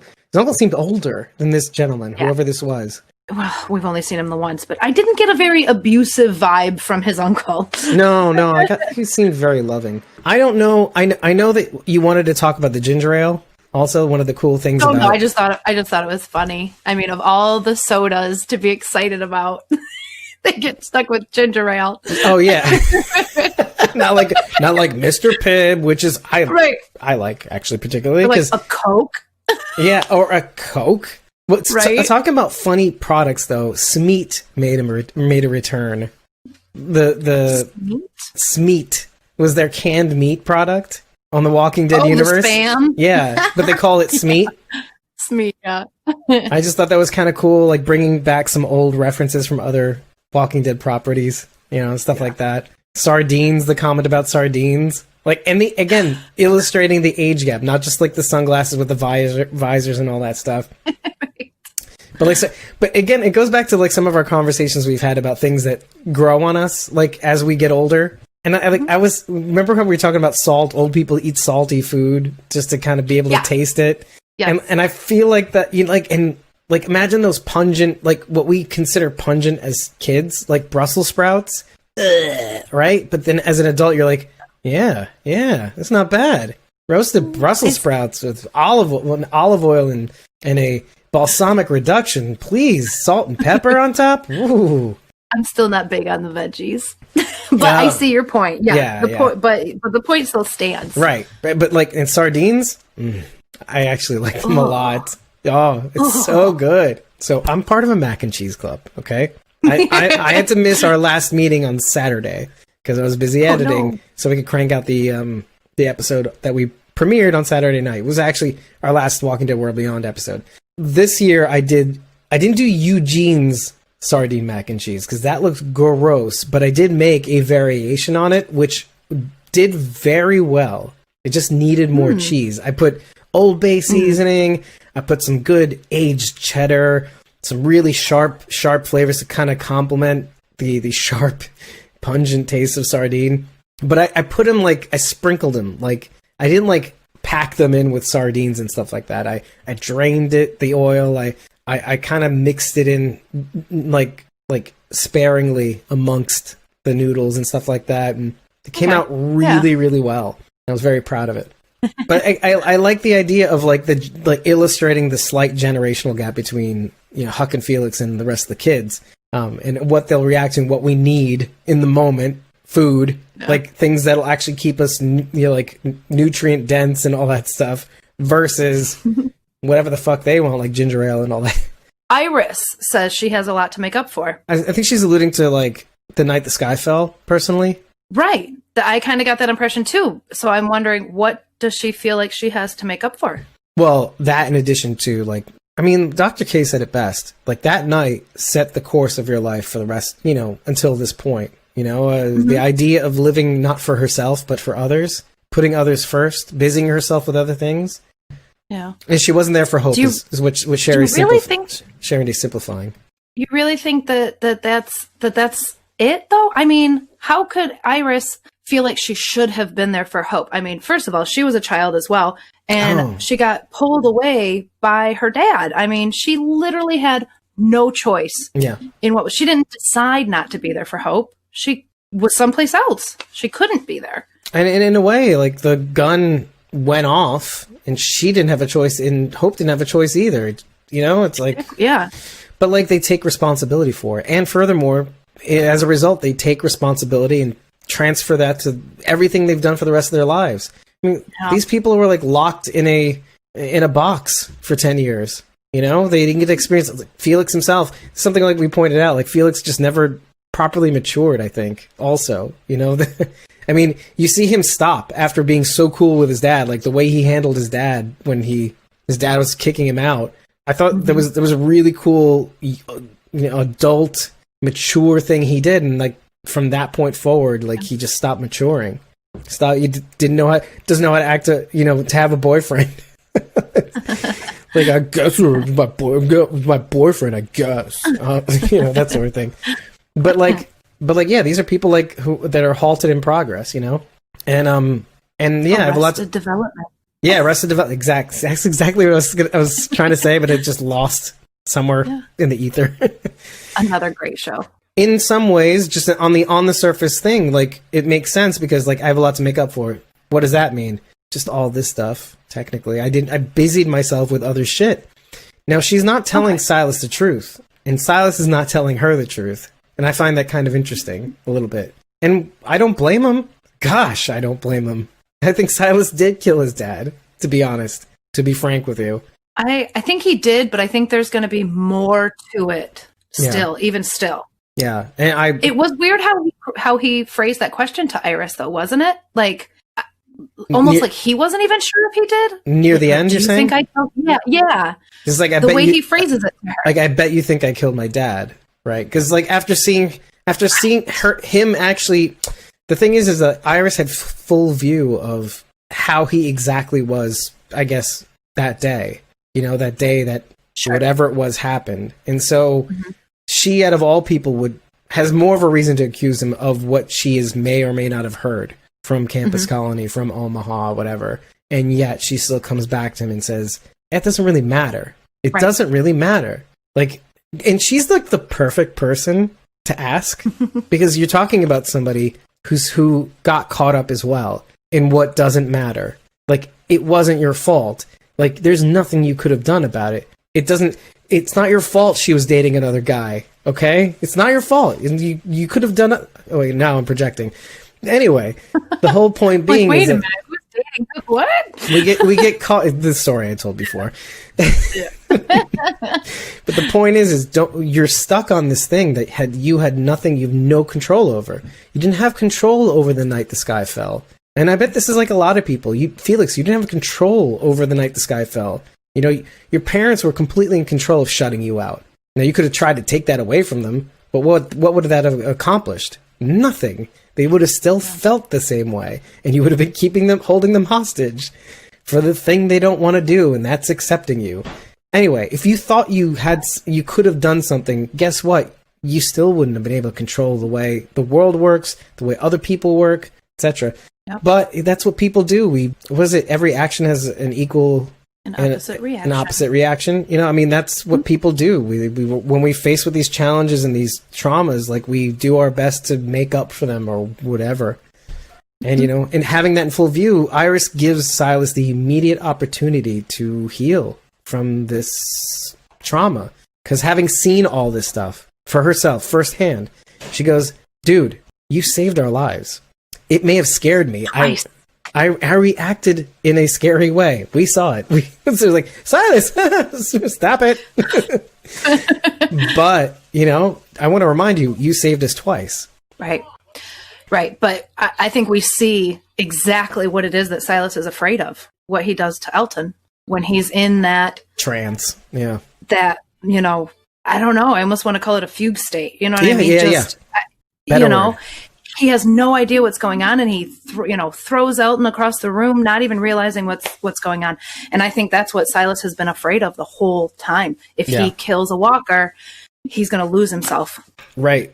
The cacophony of the walker sounds is it's like Beta, except like the opposite effect. Like when Silas hears the music of his fans, he goes crazy. You know, he's aware of it too, and he's afraid of it. And they do sound sort of embraced it. Yeah, and they do sound like kind of like whispers, like the walker sounds. You know, the whispering of people all around him, the anxiety that Silas gets from being in close quarters with. For Silas, the whispers were the humans, right? Yeah. Wow. Or the walkers were. Yeah. The whispers. Yeah, sure. Well, the humans were whispering about him, right? The Walking Dead. They thought he couldn't hear. People are the Walking Dead. Charity says, I just want to say that there's no way an ice pack is going through corduroy. To further the point, it's Tuffy Stitch, people. It's Tuffy Stitch. You know, kids can wear them, kids can't tear them. Which they do make a reference. They call him corduroy, and they like, oh, you put the tough in Tuffy Stitch. You know that kid? That's funny. They make him out to be such a dork. But like to Elton's credit, he's like, I'm more worried about Silas. He's always emphasizing his identifying with Silas. He's always like, dude, I need to make this guy feel like he belongs, that he's cool. I like him.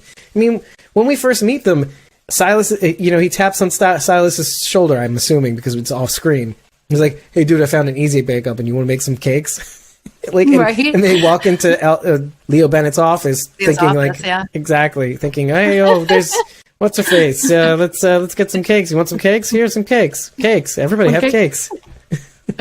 One of the things I said in the last episode is that we're focusing on all these other people, save for Huck and save for Elton, and I'm concerned that Elton is the most damaged one of them all. I'm wondering what his past is, because we do get a glimpse of a past scene when Felix is approaching the lockers. First of all, I want to address this one thing first. Whoever died in those lockers, by the way, I thought that was the saddest thing in the fucking universe.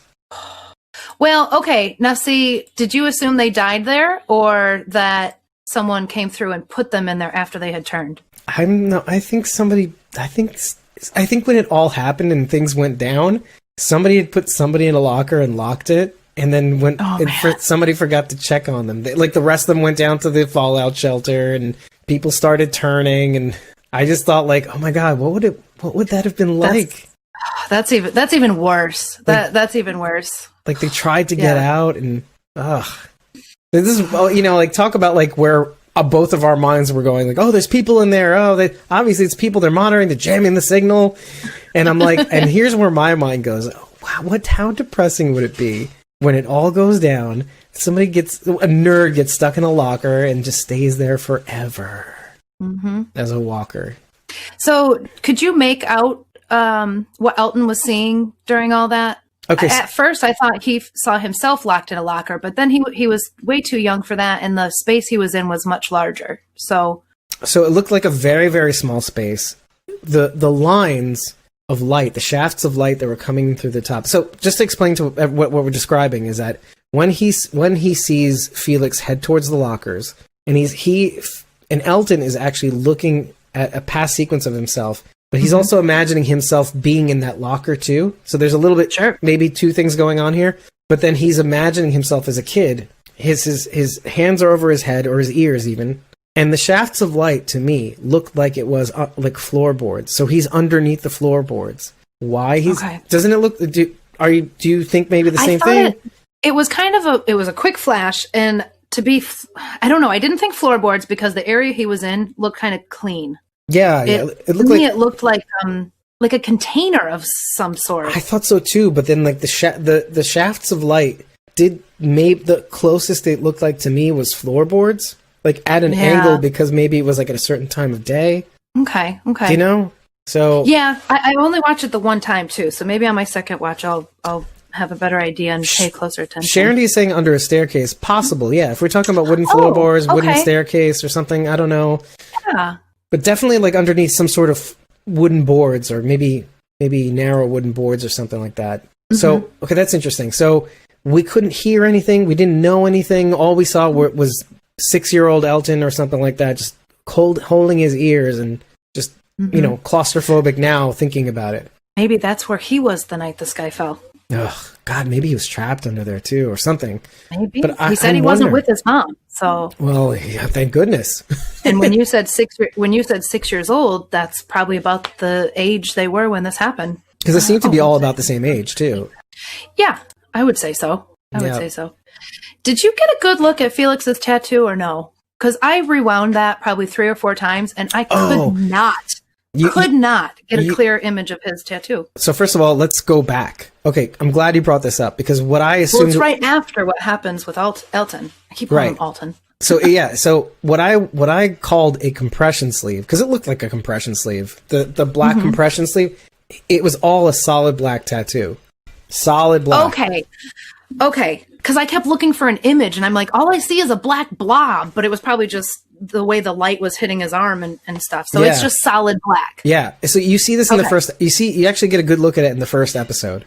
Mm-hmm. I also thought it was a compression sleeve. Yeah, it looked like one, right? Like it just didn't... It looked a little shiny. I don't know. Whatever. Sharon said Nico talks about it in his Instagram story today. So when he refers to that tattoo, I just want to remind everybody that he says it's a reminder of the things that we've lost, the people that he's lost along the way, not just his parents, which, let's go back to that. His parents suck. And what really, really bugs me about that fact is that he's really pulling out all the stops to try to convince Elton to join the cause. And I'm wondering if he's leveraging his bad memories of his parents as good ones, to kind of emphasize the fact that, like, I've lost a lot of people. Okay. Like, no, Felix, you didn't lose your parents because of the night the sky fell. You lost your parents because they were dicks. And so it brings me back to the present, and it's just like, man, he's really using a lot of emotional manipulation in Elton's weakened state to try to convince him to go back. Now, everybody has their own tactics, but I wonder if you would do the same. And I guess in a life or death situation, which this is, I think I might. And I'm wondering what you think. I think Felix took the perfect opportunity to talk about how dangerous it is what they're doing. Yeah. Case in point, look what just happened. This right here is the reason that we need to shift gear and head back someplace safe. Granted, there is no place safe. We know that, but they don't. Oh, Sharon, you wouldn't use emotional manipulation to save somebody from a life or death situation? Are you better? I think that was Are you better than us? I think that was her answer to when I asked if Nico had revealed anything on his Instagram story. She said no. Okay. No, she's still better than us, but not because of that. Yeah, She's totally better than us. Okay, yeah. I love how he took that opportunity to emotionally manipulate the audience into convincing everybody that Sharon D's better than us. Fair. But it was a perfect opportunity. Look what just happened. Here's why we need to shift gears and get someplace safe. By the way, and I think it does work because we do see them by the Mississippi River in some of the sneaks. I think they make it there too because Iris makes a comment about how Huck told her that the military destroyed all the bridges, and then we see a destroyed bridge. Yeah. So we had to kind of go through these sneaks because of the stinger, which we'll get into at some point. And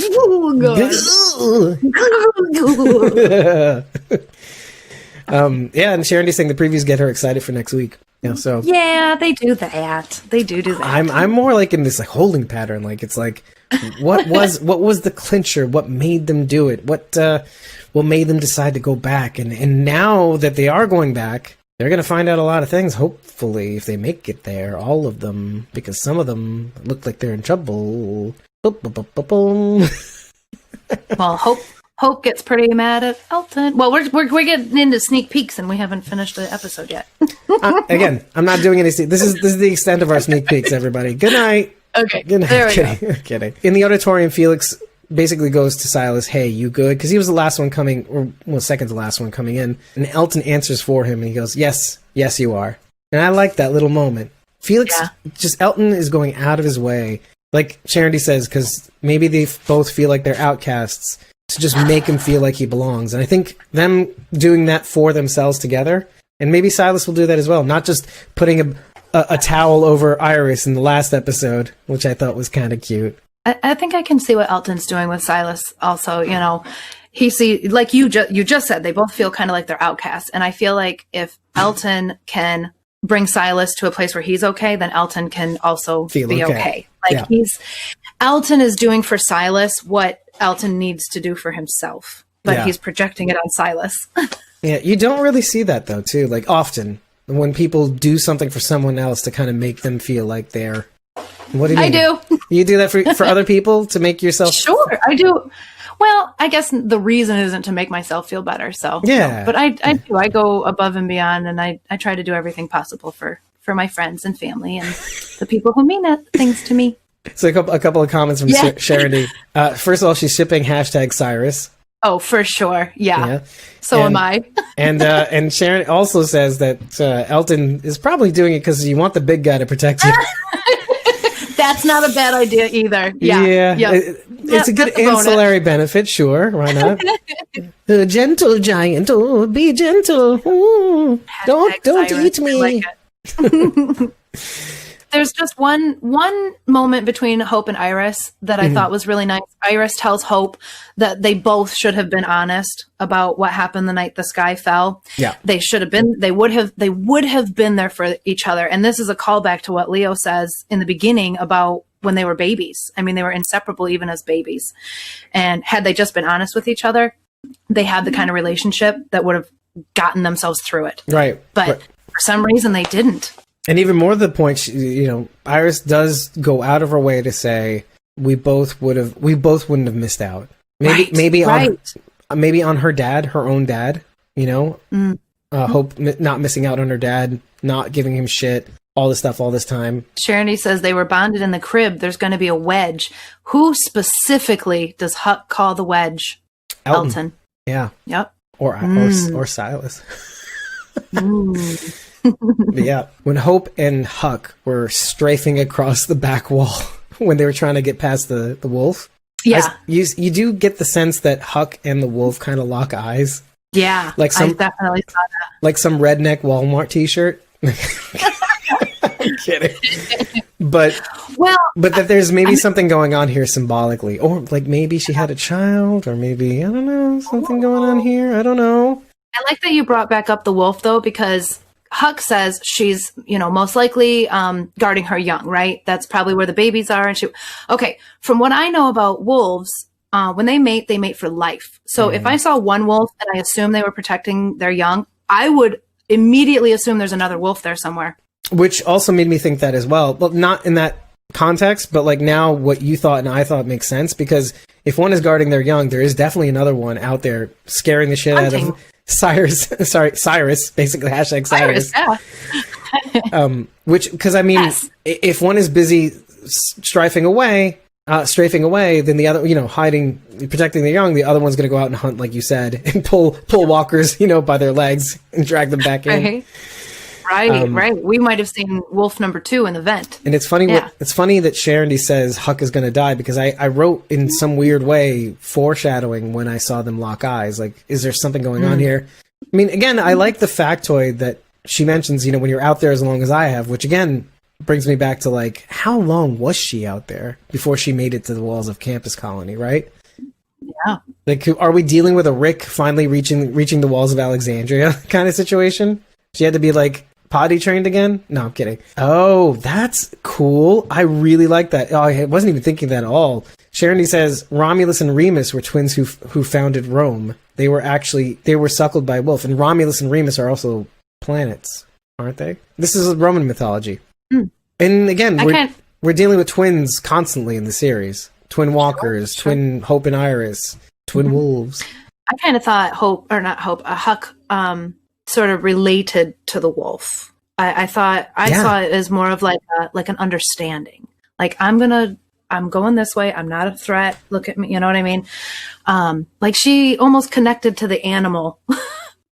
Yeah. Well, I was thinking that initially, and then it got me to thinking about how, maybe Huck has a child too somewhere, or lost a child somewhere. Lost a child, yeah. Yeah. I don't know. Sure. Because it is very prescient. Like, when you know something like that. Maybe she hooked up with the Whisperers for a minute and they took the baby. Yeah. Baby Adam. Oh, no. Or Hope is her child. Big reveal. I thought you were cool, Huck. But now I know you're my mom. So now you're back to being uncool, Huck.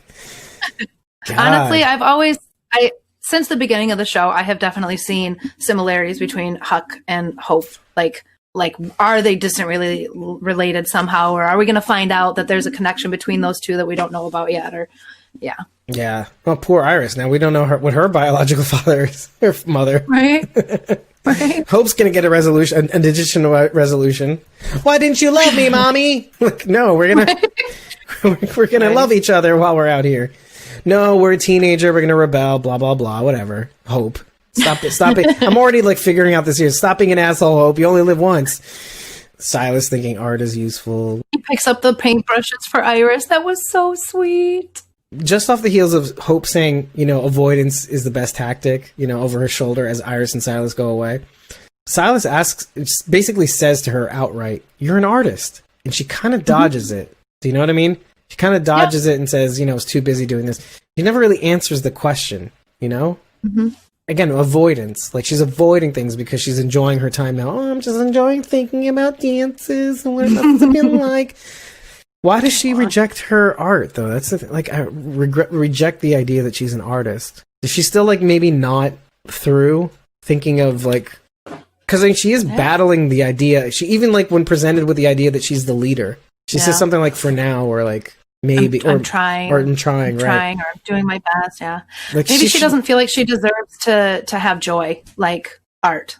Right. She thinks of it more of a hobby than who she is. Right, because she's never really thought of herself as, this is just something I'm good at, but I never really thought about it as a thing. It's like all these different things tugging at her. Like, first of all, do you even think she that she being she, this is a good role to fall back into? She's clearly a leader in Campus Colony when she's walking around class president, Is this a good role to naturally fall into if you know specifically that you've been doing this all your life? Like, you've been trying to live for the future, lead for tomorrow.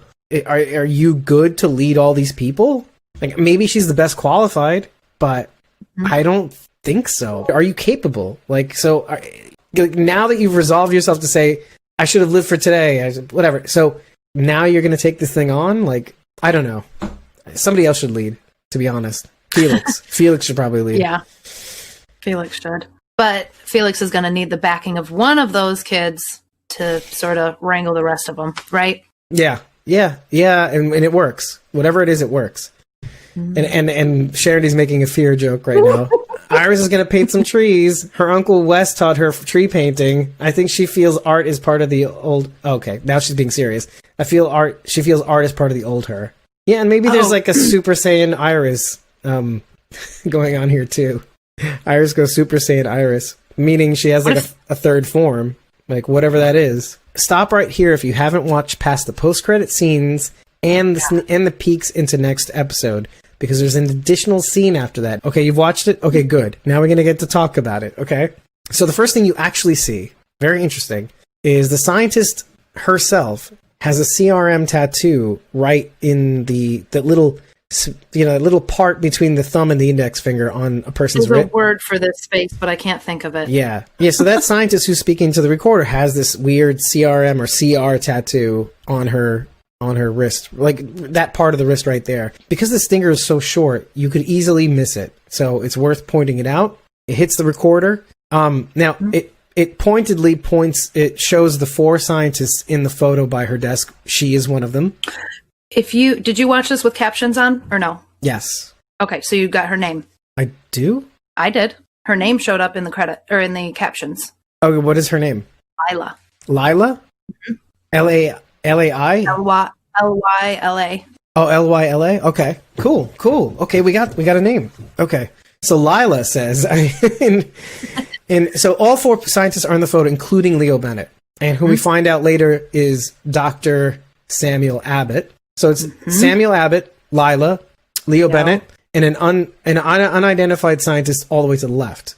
Yes. Somewhat Caucasian-looking, white beard, shorter, glasses, older shorter guy, probably. Yeah. Elder scientist. Yeah. So test subject displayed no detectable responses. Now we're zooming into patient or subject at A402. No detectable responses to psychological stimuli. Necrotic plasma and brain fluid are being drawn for further testing. Results to be compared to tests performed during and immediately following reanimation. Tomorrow we'll begin the climate variation tests as scheduled. Again, this is subject A402, known in life as Dr. Samuel Abbott. Now, you zoom into the actual subject. From Portland, Oregon. From Portland, Oregon. Yep. Now, that's important. But I did want to mention like the whole idea of, we zoom into the test subject and it looks exactly like the one of the scientists in the photo, Dr. Samuel Abbott. Yep. Exactly. The ginger-haired scientist, Samuel Abbott. Same thing. Okay. Now, she says to probably the people behind there, thank you, bring out the next TS, please, test subject. That's good there, thank you. She's eating a sandwich, blah, blah, blah. Test subject A403. We don't see who that is or what that is, depending. But this gets me very nervous. Because sequentially speaking, if Dr. Abbott is A402, they're wanting us to think. First of all, again, from Portland, so they did the same thing to Campus Colony that they did to Portland. They took one of their scientists. They're all together in the photo, so I don't know what the deal with that is. But maybe, I don't know, maybe they're hoping that they can reverse it. I don't know. That's definitely the impressions I got, is that they were trying to reverse it. Yep. And they're offering themselves up, their minds up?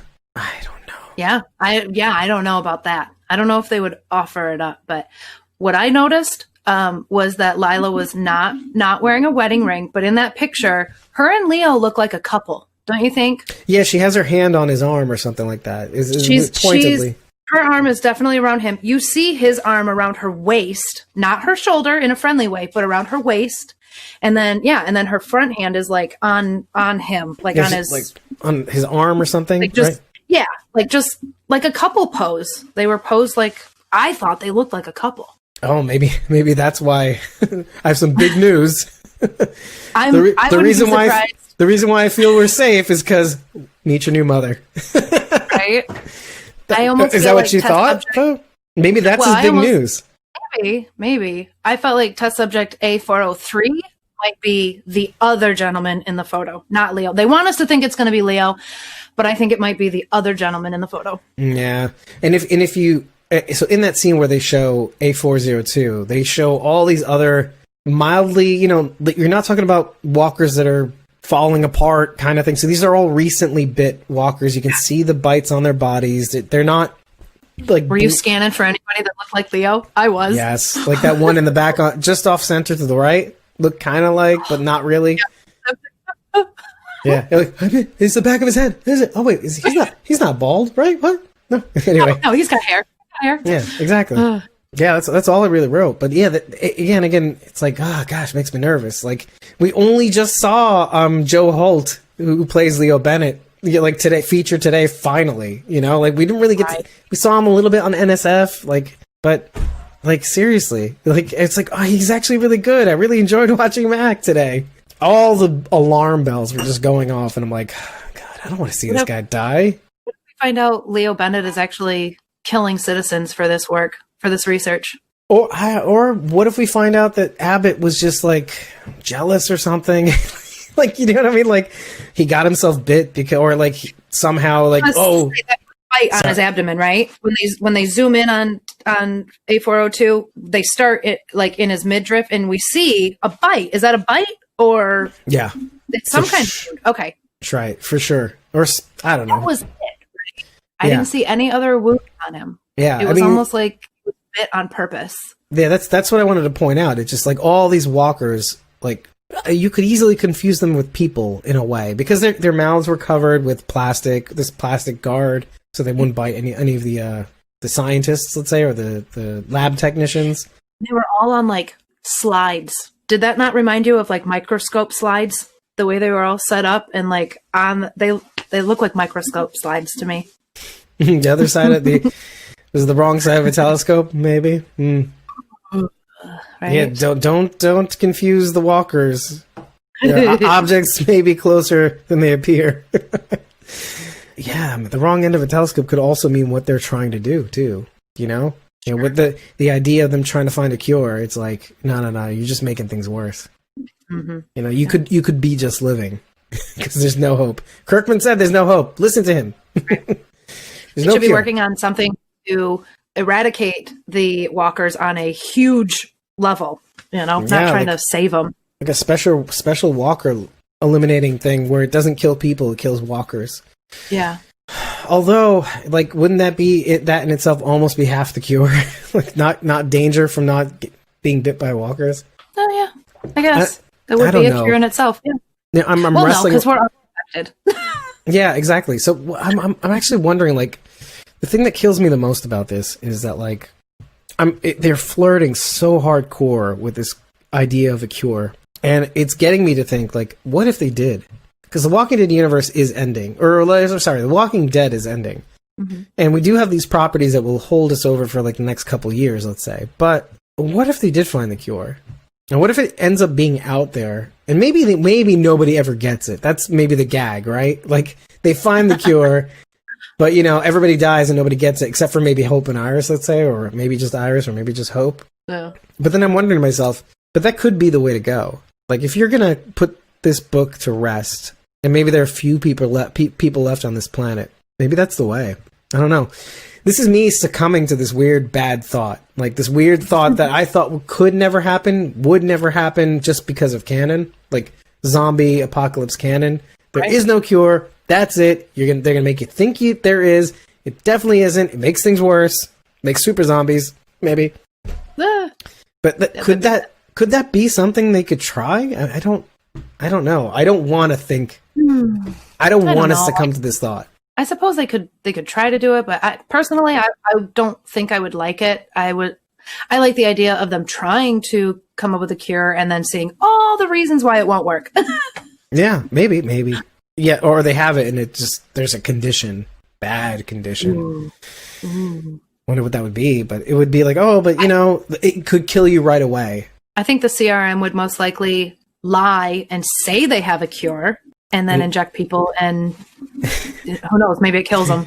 Anyway. What's really funny is the idea that maybe the cure, like if the CR ever got the cure and gave it to its population, Like we would create anti-vaxxers in real life because of it.